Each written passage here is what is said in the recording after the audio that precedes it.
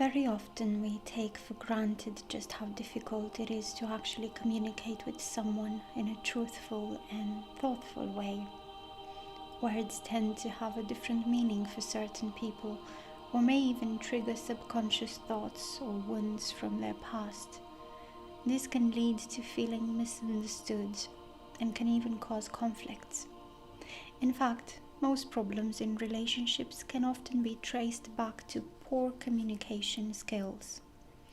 Everyone has a different way of looking at the world, and when talking to someone, often their mood, upbringing, culture, and even their vibration can influence the way they choose to interpret things.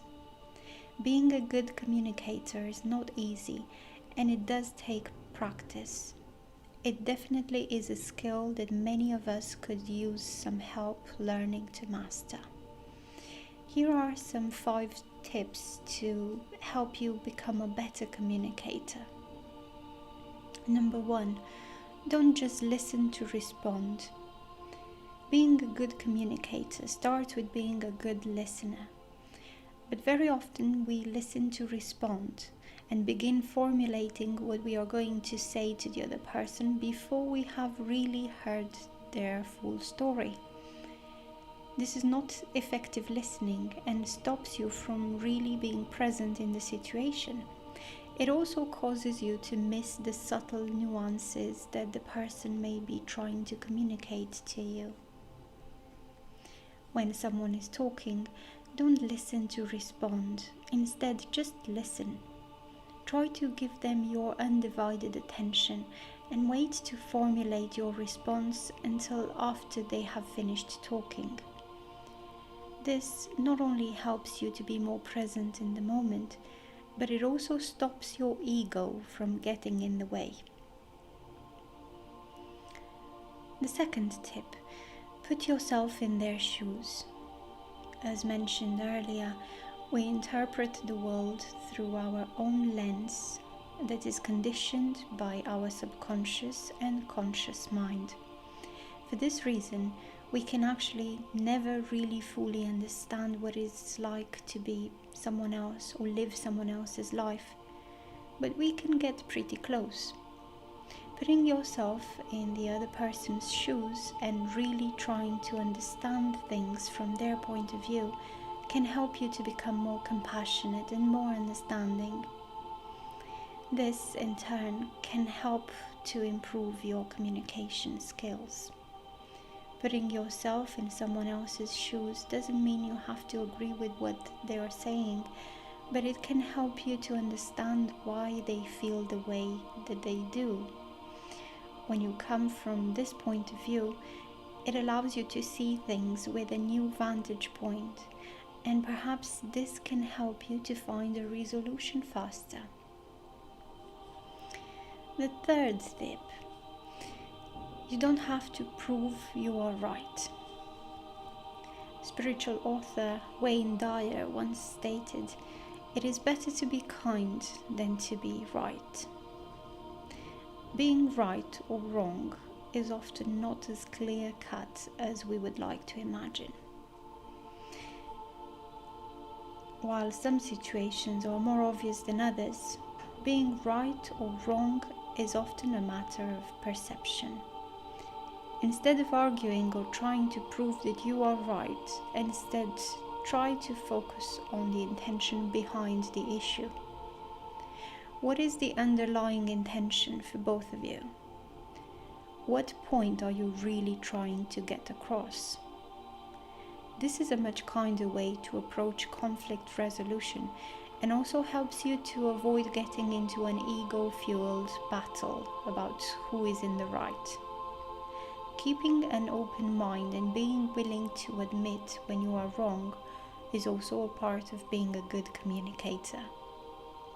After all, we communicate to learn, and people often have a lot of things they can teach us if we are just prepared to listen and put our own ideas aside, even if it is just for a moment. The fourth tip, be honest with yourself. The more honest you can be with yourself, the better communicator you are going to be. If you are not clear about how you really feel, this is definitely going to come through in the way you communicate. When you are lying to yourself or you're in denial, people subconsciously pick this up as well, and it can lead to trust issues in a relationship, even if you are not deliberately trying to deceive anyone. Having a good connection with yourself and knowing who you are and what you stand for is always at the center of being an effective communicator. The fifth tip, the throat chakra healing. The throat chakra is responsible for our ability to express ourselves in a clear, thoughtful, and logical way. If you have trouble with communication or speaking your truth, this is the chakra or energy center that you will want to work on. Here are some suggestions to help activate and strengthen your throat chakra. Sing or hum. Singing or even humming can be a great way to activate your throat chakra. It can also be a great way to relieve emotions, and it can help to increase your confidence when it comes to speaking up. If you are going to hum instead of sing, try humming with your mouth open to help stretch your jaw muscles. The color blue. The color blue is associated with the throat chakra. To use this color for healing, you can visualize a healing blue light radiating from your throat area, or you can even wear blue clothes. Wearing or holding blue crystals can also help. Yoga.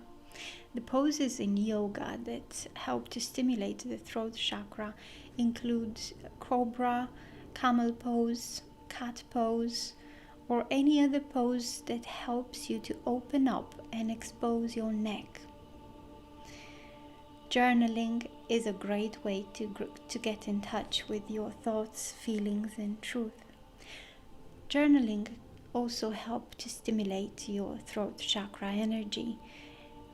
Effective communicating is not easy, but by remaining present and mindful of how you speak and listen, it can definitely help to improve your skills. This article was written by Tanaaz and it was read for you by